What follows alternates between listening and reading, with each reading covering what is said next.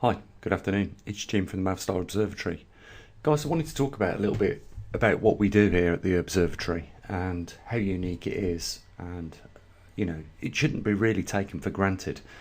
Before we get into it, I just want to say a big thank you to people that obviously recognised what we was trying to do by building the silver colloidal generators. Is just trying to earn a little bit of revenue for the Observatory. And I just wanted to say thank you for those guys that ordered one of those. There was 10 altogether. I'm surprised that there wasn't a lot more given what's going on with COVID virus, but I'm not going to talk too much about that in this video. I want to keep it dedicated to what we do here at the Observatory, and that is study this rare anomaly that we're in right now. So big thanks to all you guys that are supporting us. And there's some people that are leaving the lines and carrying off and cancelling their patrons and obviously reducing their donations. You know what, you carry on is all I can say. You know what, I just think you're cowards is all I can say. You know what, I could have easily of when I was trying to learn myself programming, I could have easily just deft it out and said, look, admitted failure, saying, look guys, it was too much for me, but I didn't do that. I just stuck it out, and that's the only way you succeed at anything, is sticking it out. So you know what, I don't care about these people too much that say they're going to support and then withdraw it. You carry on. But what we do here is unique, and I know a lot of people appreciate what we do, and that is, for one, we've got a dedicated bespoke piece of equipment which is monitoring the magnetic North Pole accurately, and we relay that data back to you guys. Now, there isn't another organisation on this planet that will do that for you. We are the only one that is tracking the magnetic North Pole every 3 seconds, guys. We record the data, and that's why we end up with over 300,000 at the end of the month, individual packets of data on where the magnetic North Pole is right now. Someone would say that's a little bit overkill on the resolution, but you know what? This was never recorded the last time it happened by humans. So I've got at least 2 years worth of every 3 seconds that magnetic North Pole has migrated, and you will not get that anywhere else on this planet, right?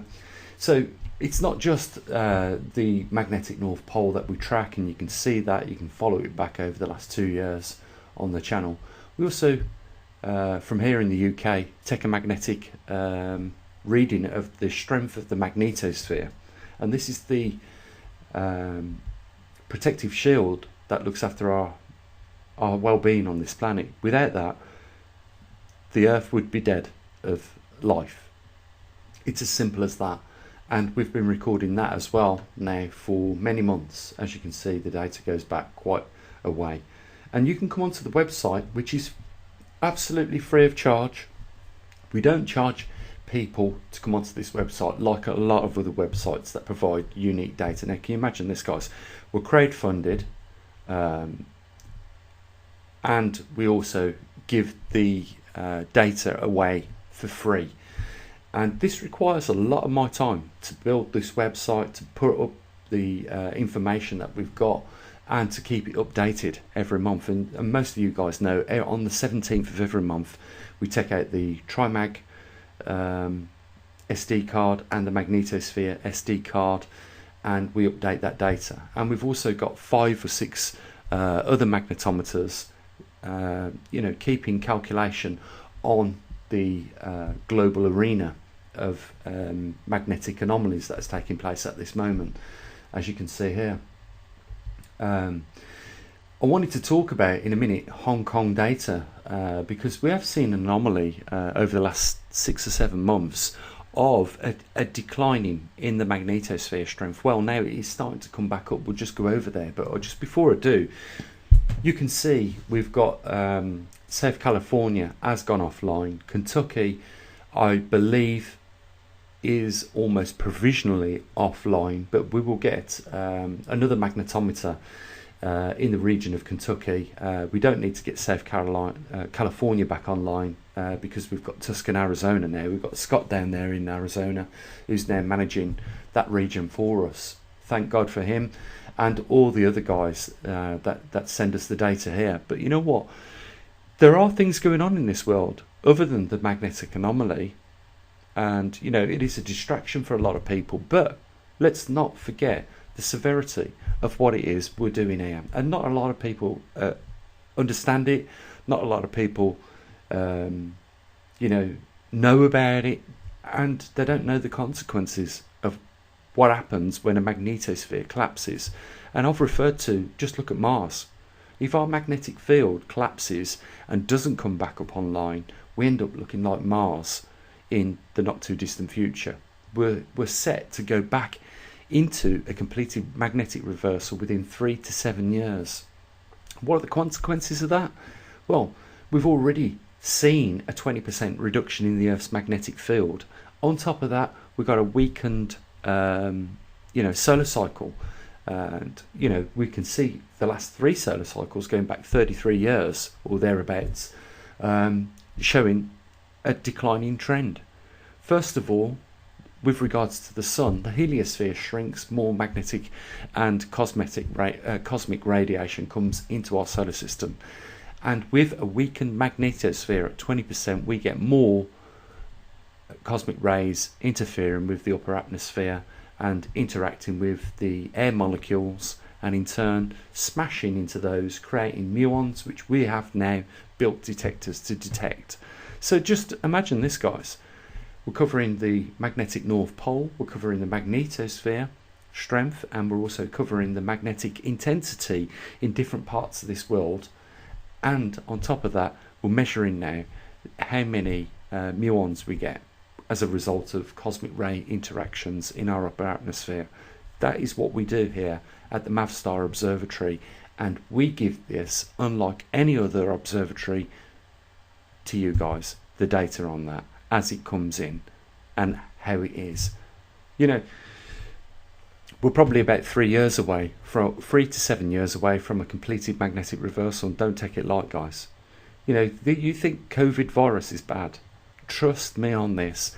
The magnetic pole reversal will be much, much worse. NASA have emailed me on more than one occasion, 2 occasions.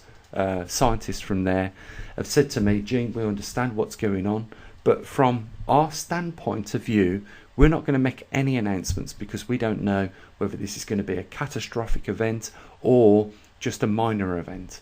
Now, a lot of people think that when the magnetic pole's reversed, the only thing that happens is a change of direction on a compass, and you're completely wrong about that. It goes a lot deeper than that, guys. This affects a lot of other things, and things that we haven't even touched on yet, and we're going to. But what we do know for now is that when the magnetosphere collapses, it alters the jet streams on our planet, and in turn alters the seasonal reliable weather patterns that we get. As a result of that, it messes about with the food production that we get on this planet. And at a time where, you know, we're witnessing now with COVID virus, you know, it just makes things even more worse. You know, food in the not too distant future is going to become a problem that we are all going to experience. And there's a lot of channels out there saying, yes, you know, now would be a good time to start, you know, being more independent and not relying on shops for your produce and things like that. But you know, it's just touching the tip of the iceberg. What else are we looking at? We're looking at, you know, cosmic rays affecting cardiac arrhythmias in all biodiversities. That's not just humans, that's every animal on this planet. And you might recall Albert Einstein saying, you know, if bees are wiped out today, humanity will be wiped out in, you know, 1 or 2 years' time. Because without bees pollinating all the plants that we rely on, you know, to eat, you know, that's it. It's game over. You know, we don't know how indirectly or directly it affects the insects that pollinate our crops yet. That is something, you know, we are yet to effort. But it's not a big thing that's on the news, is it? You don't hear so much being talked about the magnetic pole reversal, but all of a sudden coronavirus comes along and everyone's interested in that. But let me tell you something. When the magnetic poles go into a reversal, the magnetosphere, as we know it, will diminish dramatically. And at that point, you know, we really need to start observing what's going on with this little virus and how it's affecting communities and our neighbours and things like that. And we need to apply that to the pole reversal, because it's only going to be a lot worse. You know, you can get protection by hiding yourself in your homes from coronavirus, but during the pole reversal you've got no protection from that unless you can build an artificial magnetosphere over your roof.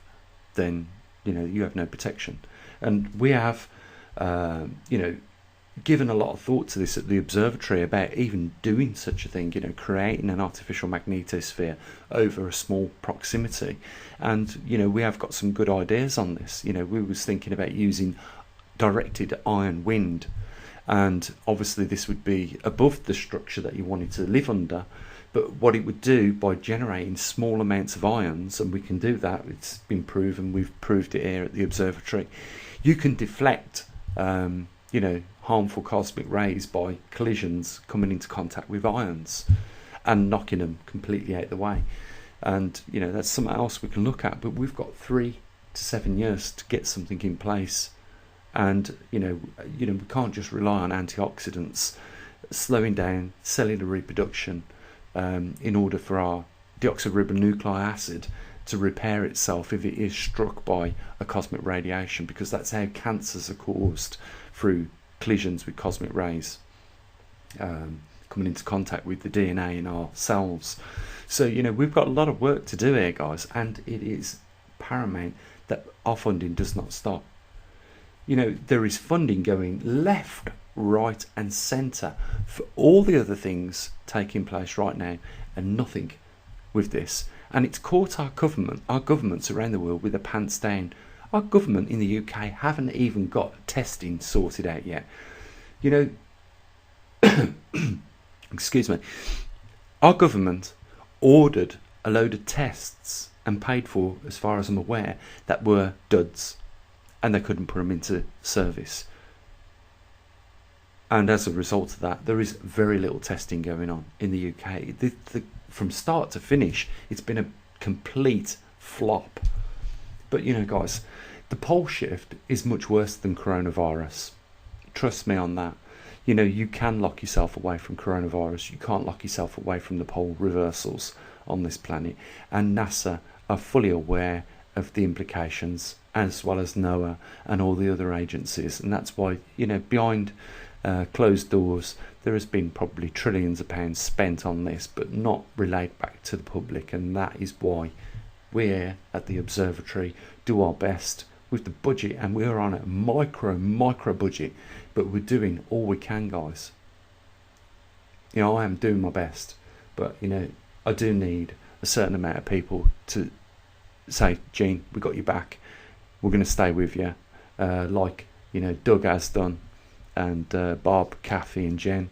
You know, we need more people like that regularly support us. And, you know, like Susan in San Francisco recently came on board and started regularly supporting us, but at the same time we've seen a lot of people dropping away at the sidelines and, you know, using pretty much COVID-19 as an excuse. You know what, I'm going through just as much as what everybody else is, and on top of that I'm still here, and that's the difference. You can count on me being here next week and the week after and the month after and the year after. I'm not going anywhere, guys. I'm here for the long run, you know, the long haul. You know, I will make that marathon finish line. You know, but I need a bit of support along the way. That's as simple as it is. I wanted to just talk about the data in China before we end the video. and just show you what's been happening. As soon as it loads up, I'll do that. Here we go. So as we can see, we are seeing an increase in the magnetic intensity over Hong Kong, China, increase again after around 6 months of it decreasing.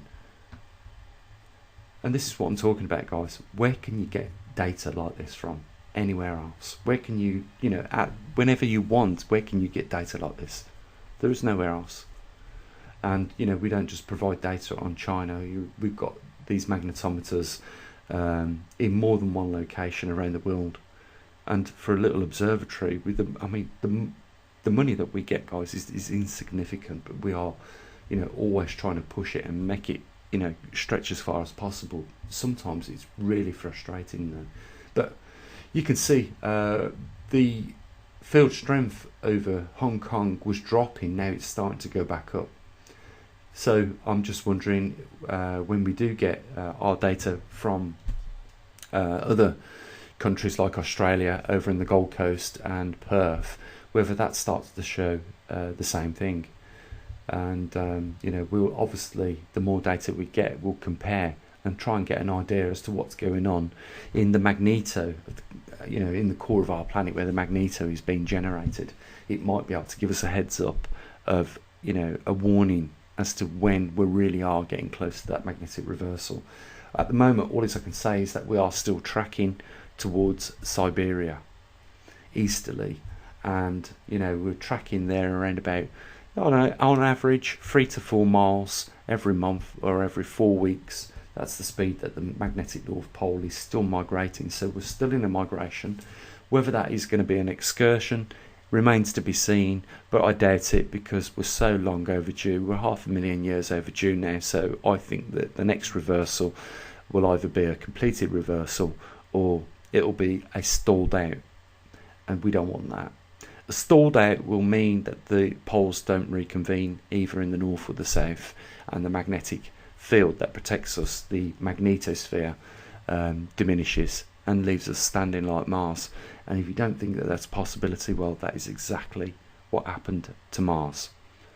The magnetosphere disappeared, it lost its upper atmosphere as a result of sputtering, and then in turn the water on its surface, and left Mars looking pretty much the way it does now.